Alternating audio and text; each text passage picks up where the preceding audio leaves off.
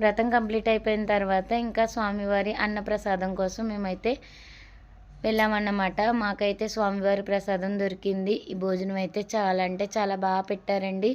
చక్కగా అరిటాకులో పప్పు, కూర, పులిహోర, పచ్చడి, సాంబార్తో కడుపు నిండా భోజనం అయితే పెడుతున్నారు.